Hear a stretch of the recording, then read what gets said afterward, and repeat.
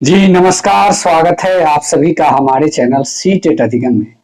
दोस्तों, आज की इस वीडियो में बात करेंगे आपके द्वारा किए गए जितने भी कमेंट हैं उसमें से 4 प्रमुख कमेंट को हमने आज लिया है जो कि आपके सवालों से संबंधित है। जी हाँ दोस्तों, यह कमेंट ऐसा है कि बार बार आप लोगों के माध्यम से पूछा जाता है और किनके कमेंट लिए हैं वो आप इस वीडियो में देखते जाएंगे कि बहुत सारे अभ्यर्थियों का कमेंट हमने लिया है इससे रिलेटेड, और इस पर आज हम बहुत सी चीजें आप लोग के बीच क्लियर भी करने वाले हैं। तो दोस्तों बने रहिएगा हमारे चैनल पे, और वीडियो भी अच्छा लगे तो चैनल को सब्सक्राइब कीजिएगा।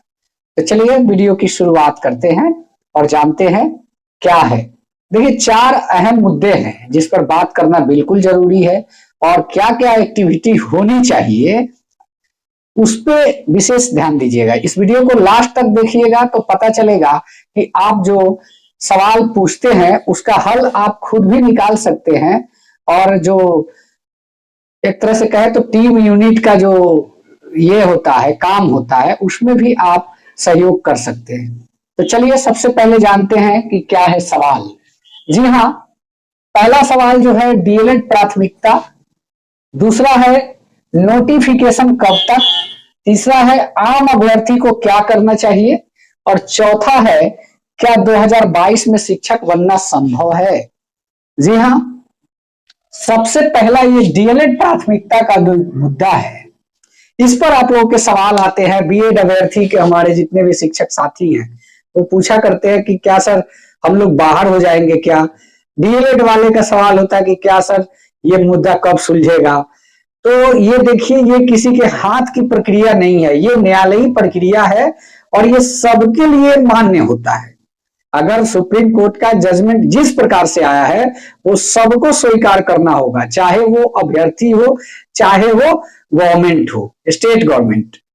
तो कहने का मतलब कि इससे हम लोग को विशेष कुछ लेना देना है नहीं। अभी जो बहाली प्रक्रिया चल रही है उसमें सभी अभ्यर्थी शामिल हो सकते हैं, चाहे वो डीएलएड हो, चाहे बीएड हो, चाहे डीएलएड रेगुलर मोड वाले हो, चाहे डीएलएड ओपन यूनिवर्सिटी वाले हो, जैसे एनआईएस से जो किए हों, इग्नू से किए हों, और नालंदा ओपन यूनिवर्सिटी से जो भी अभ्यर्थी जिस मोड से किए हैं वो एबल है।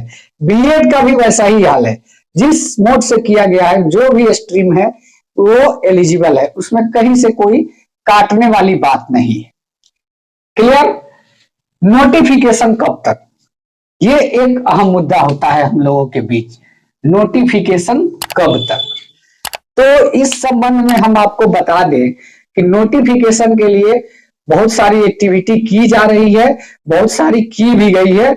सफलता जितना चाहिए था उतना तो हासिल नहीं कर सकते हैं, लेकिन आप जैसा कि जानते हैं कि जो 26 तारीख का आंदोलन हुआ था उससे सफलता तो हाथ लगी ही है।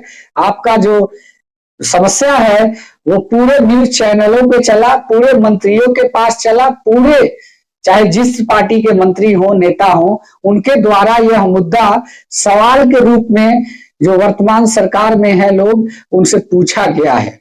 तो कहने का मतलब इस आंदोलन को आप पूरी तरीके से असफल नहीं कर सकते, सफलता हाथ लगी है।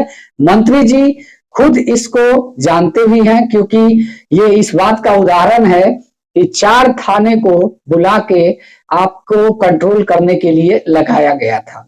तो इससे आप वाकिफ होंगे कि ये सारी कुछ जो होती है गतिविधियां, वो उसका जो क्या कहते हैं संचालन होता है, उसमें कहीं ना कहीं इंफॉर्मेशन देने के बाद ही क्या करना है, मिलवाना है कि उन लोग को रोक देना है, ये सारी चीज क्लियर होने के बाद ही आपको रोका जाता है या फिर मिलवाया जाता है। तो कहीं ना कहीं शिक्षा मंत्री जी भी इस बात को जानते हैं। तो कहने का मतलब कि नोटिफिकेशन जो है कब तक आएगा, इसके लिए एक सवाल ये है कि एक्टिविटी की जा रही है, एक्टिविटी हुई भी है और आगे भी करने की जरूरत पड़ेगी, क्योंकि टाल मटोल की स्थिति है। इतना एक्टिविटी पर अगर कोई नहीं सुनता है तो इस बात को आप बखूबी समझिए कि इस नोटिफिकेशन को टालने का काम किया जा रहा है। देखिए, एक चीज यहाँ और है, कहा जाता है कि हम जो 86 नियोजन इकाई है उसको हम करेंगे उसके बाद लेंगे। तो हम लोग का मांग यही होना चाहिए कि आप उसको करिए। फिलहाल हमको 2 महीना आगे का टाइम दे दीजिए कि भाई आपको 2 महीने बाद 7वें चरण का हम आवेदन लेंगे। अगर ऐसा भी होता है तो हम लोगों के लिए एक राहत भरी चीज होगी, क्योंकि आने वाले जो होंगे अभ्यर्थी सीटेट या बीटेट क्वालिफाई करके वो इस बहाली में नहीं शामिल होंगे, तो कुछ कम मेरिटोरियस के अभ्यर्थी जो हो गए हैं उनकी भी सुनिश्चित हो जाएगी जब, नहीं तो टीचर बनने का सपना जो है धरा का धरा रह जाएगा। नेक्स्ट पॉइंट पे आते हैं, आम अभ्यर्थी को क्या करना चाहिए। जी हाँ, आम अभ्यर्थी को हम यही कहेंगे कि उनके द्वारा पहला चीज कि कोई भी एक्टिविटी होता है जैसे ट्विटर कैंपेन, चाहे कहीं बुला के एक सभा का आयोजन होता है, चाहे किसी तरीके का प्रोटेस्ट होता है, उसमें आम अभ्यर्थी को शामिल होना चाहिए। उनको ये भी लगना चाहिए कि हाँ भाई ये जो मुद्दा है ये किसी व्यक्ति विशेष का नहीं है, ये पूरे समुचित शिक्षित शिक्षक बेरोजगार अभ्यर्थी जो है ये सब का मुद्दा है। इसे आप अपना मुद्दा मान के उसमें भागीदारिता निभाएं, आगे बढ़ चढ़ के हिस्सा भी ले। तो आम अभ्यर्थी को ये पहला काम करना है।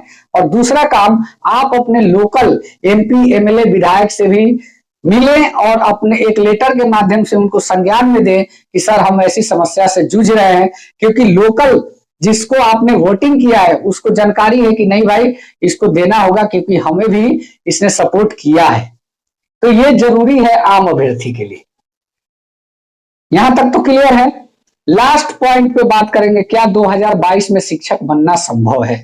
देखिए लास्ट में मैं आप लोग को यही बताऊंगा कि 2022 में जो है शिक्षक बनना संभव तभी होगा जब आपके द्वारा कुछ सकारात्मक कार्य किया जाएगा। जैसा कि पहले मैंने आप लोगों से कहा कि आप लोग के द्वारा थोड़ी खामियां बरती जाती है।